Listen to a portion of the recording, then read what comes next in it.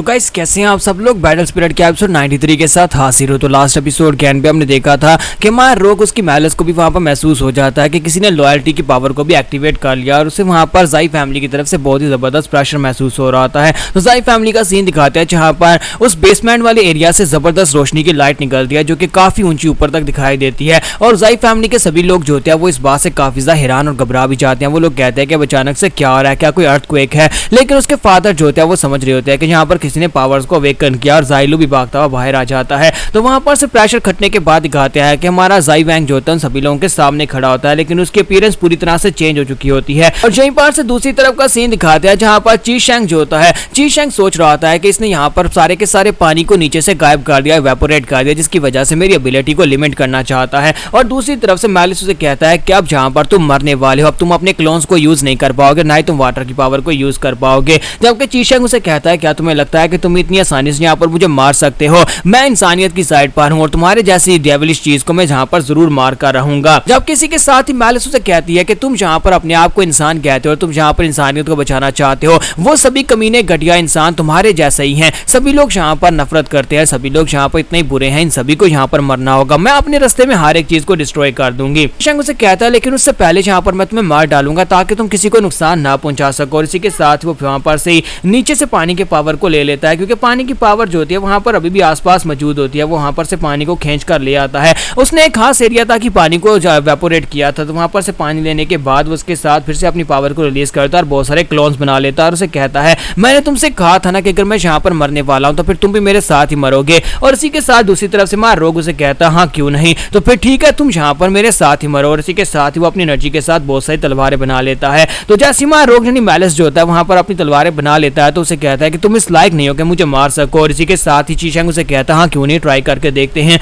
और वो भी अपनी स्पिरिट्स को वहां पर आगे की तरफ भेजता है। उसने अपने शैडो क्लोन्स बनाए होते हैं जो वाटर के साथ बने होते हैं। और दूसरी तरफ से हमारा रोग जो होता है यानी मैलिस जो होती है वो अपनी तलवारों को आगे की तरफ भेजती है और वो तलवारें जो होती हैं वो आकर उनके क्लोन्स के साथ टकराती हैं। तो वहां पर जैसे वो उसके क्लोन्स के साथ टकरा रही होती है वहां पर जबरदस्त धमाका होता है। ची शेंग की बैटल स्पिरिट भी काफी ज्यादा पावरफुल होती है, जबकि रोग की बैटल स्पिरिट उससे ज्यादा पावरफुल होती है। और हमारे रोग के साथी जो होते हैं वो साइड के ऊपर सब कुछ देख रहे होते हैं और कहते हैं रोग और ची शेंग की बैटल लगता है कि ये इसी तरह से कंटिन्यू होने वाली है। थोड़ी देर के लिए वो रुक गए थे, तो डायरेक्टर उनसे कहता है कि हाँ मुझे लगता है कि बहुत ही जल्दी ये फाइट खत्म होने वाली है। तो जिन वो कहता है तो फिर हम लोग यहाँ पर क्या करेंगे, अगर ची शेंग ने यहाँ पर रोग को मार डाला तो फिर क्या होगा? तो लिंगना उन लोगों से कहते हैं कि मुझे लगता है कि रोग की बॉडी के ऊपर इस वक्त मैलिस ने पूरी तरह से कंट्रोल कर लिया है। हमें किसी ना किसी तरीके से यहाँ पर रोग को उसकी बॉडी के अंदर जगाना होगा। अगर रोग को जगा दिया तो वो खुद ही मैलिस को कंट्रोल करने का तरीका ढूंढ लेगा। तो डायरेक्टर सोच रहे होते हैं कि इतना भी सिंपल नहीं है, क्योंकि रोग इस वक्त किसी को पहचान भी नहीं रहा। यहाँ तक उसने फिनिक्स के ऊपर भी अटैक कर दिया जो कि उसे यहाँ पर लोगी कॉलेज में लेकर आया था। और इसी के साथ ही कुछ लोग उनके सामने अपीयर होते हैं। ये लोग फाइटिंग के लिए रेडी हो जाते हैं, लेकिन वहां पर यूकियान अपने साथ उन सभी लोगों को लेकर आया था जिनमें साइबॉक्स भी होते हैं। तो वो लोग कहते हैं कि ये क्या,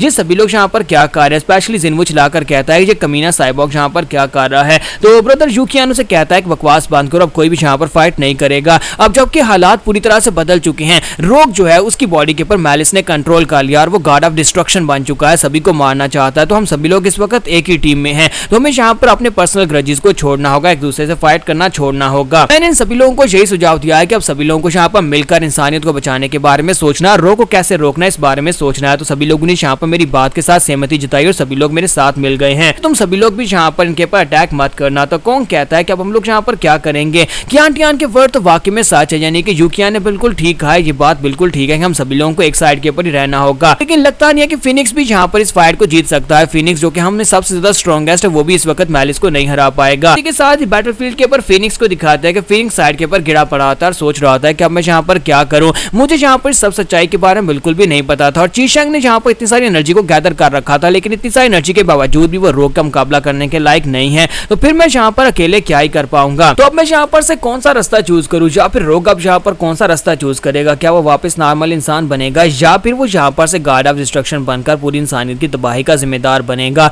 आखिर कौन अब यहाँ पर आएगा जो आकर रोग को रोक सके? उसी तरह बैटल अभी वहां पर कंटिन्यू होती है, जहां पर ची शेंग जो होता है वो फिर से अपना ट्राइडेंट निकाल लेता है। ट्राइडेंट निकालने के बाद वो कहता है कि थोड़ी देर के लिए ही मुझे ऐसा लगा था कि जैसे कि मैलिस की पावर जो है वो थोड़ी देर के लिए कम हुई थी। और इसी के साथ ही वो अपने ट्राइडेंट को उसकी तरफ फेंक देता है और कहता है कि मुझे अपॉर्चुनिटी खुद क्रिएट करनी होगी। तो जब वहां पर रोग जो होता है वो अपनी तलवारों के साथ उसके क्लोन्स के साथ फाइट कर रहा होता है, तो ची शेंग जो होता है वो पीछे से उसके ऊपर अटैक कर देता है। वो ट्राइडेंट को उसके ऊपर फेंकता है, लेकिन रोग उसको आते हुए वहां पर महसूस कर लेता है और इसी के साथ वो ट्राइडेंट उसके चेहरे के ऊपर एक निशान छोड़कर चला जाता है, यानी उसके गाल के ऊपर एक कट लग जाता है। तो वो उसे कहता है कि मैंने तुम्हें देख लिया, मुझे पता है कि तुम असली वहां पर हो, क्योंकि क्लोन्स में वो उसे पहचान नहीं पा रहा था। लेकिन जब उसने अटैक किया तो बड़ी तेजी के साथ उस तरफ जाता है और अपनी तलवार जाकर चीशैंग की बॉडी के आर पार कर देता है। तो अब तो चीशैंग की रियल बॉडी होती है, वो क्लोन नहीं होता। तो वो कहता है कि ये तो यहाँ पर एक बहुत बड़ी मिस्टेक हो गई और मुझे लगता है कि हम दोनों की पावर लेवल में बहुत बड़ा गैप है। हालांकि वो सारे के सारे क्रिस्टल्स भी यहाँ पर मुझे इतनी पावर नहीं दे पाए। तो इसी के साथ ही मां रोग उसे कहता है कि अब यहाँ पर चुपचाप मर जाओ, और वो अपनी तलवार को उसकी बॉडी के अंदर और भी ज्यादा दंसाता है।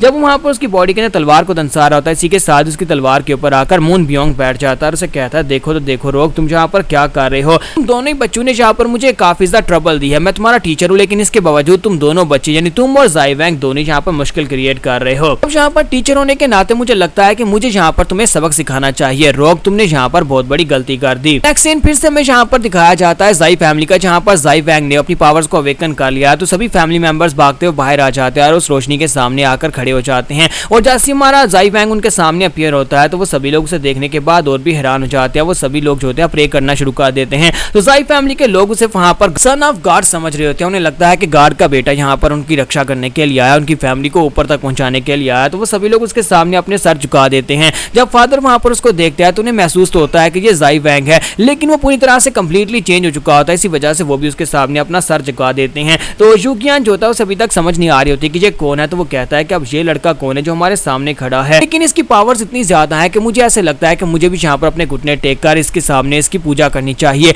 लेकिन जैसे वो घुटने टेकने लगता है तो उसका भाई जो होता है अपनी पावर्स के साथ उसको घुटने टेकने नहीं देता और उसे वहां पर खड़ा कर देता है। ज़ाइलू वहां पर अपने फादर की तरफ देखता है तो उसके फादर भी घुटने टेक कर बैठे होते हैं। तो ये सभी लोग घुटने इसलिए टेक रहे हैं क्योंकि हमारे ज़ाई वैंग के पास पावर है, वो लॉयल्टी की पावर है, और जब वो अपनी पावर को रिलीज करेगा तो सभी लोग उसके सामने अपने घुटने टेक ही देंगे। तो वो अपने भाई ज़ाओलू को वहां पर घुटने टेकने नहीं देता और इसी के साथ इसे कहता है कि बिग ब्रदर, तुम्हें यहाँ पर मेरे सामने घुटने टेकने की जरूरत नहीं है, ये मैं हूँ तुम्हारा छोटा भाई। तो ये बात सुनने के बाद उसका भाई बहुत ज्यादा हैरान हो जाता है, कहता है ऐसा कैसे हो सकता है थर्ड ब्रदर, ये तुम कैसे हो सकते हो। ज़ाइलू कहता है कि ये फीलिंग मुझे अपने बड़े भाई से आती थी, यानी कि ज़ाई मिंग जब यहाँ पर था तो वो बहुत ज्यादा पावरफुल इंसान था। जब मेरे सामने खड़ा था तो मुझे यहाँ पर इस तरह की फीलिंग महसूस होती थी कि वो मुझसे स्ट्रॉन्गर है, और अब वो पावर जो है वो तकरीबन 10 गुना ज्यादा होकर मेरे सामने खड़ी है और मुझे यहाँ पर बिल्कुल वैसी फीलिंग आ रही है। तो वो उसे पूछता है कि ब्रदर, क्या तुमने यहाँ पर आरागामी बाटाई को इनहेरिट कर लिया है। तो ज़ाई वैंग वहां पर उसकी फायर पावर को रिलीज करता है और उसे कहता है कि हाँ, मैंने यहाँ पर आरागामी बाटाई की पावर को मास्टर कर लिया है। तब वो उसके सामने वहां पर फायर पावर को रिलीज करता है। ज़ाइलू से कहता है ये आरागामी बाटाई की फायर है, लेकिन ये उससे बहुत ज्यादा अलग क्यों लग रही है। तो हमारा ज़ाई वैंग उसे कहता है क्योंकि ये उससे अलग इसलिए है क्योंकि ये आरागामी बाटाई से बहुत ज्यादा स्ट्रॉन्गर है, ये कुछ और है, इसे एंशिएंट गॉड्स की पावर कहते हैं। मैं फिलहाल के लिए तुम्हें यहाँ पर सारी बात एक्सप्लेन नहीं कर सकता। तो यहाँ पर हम लोग अपनी एपिसोड 93 का एंड करेंगे और नेक्स्ट एपिसोड में देखेंगे जब हमारा ज़ाई वैंग और उसका टीचर मून बियोंग वो दोनों मिलकर रोग को सबड्यू करने की कोशिश करेंगे। तो क्या वो दोनों मिलकर यहाँ पर रोग को रोक पाएंगे।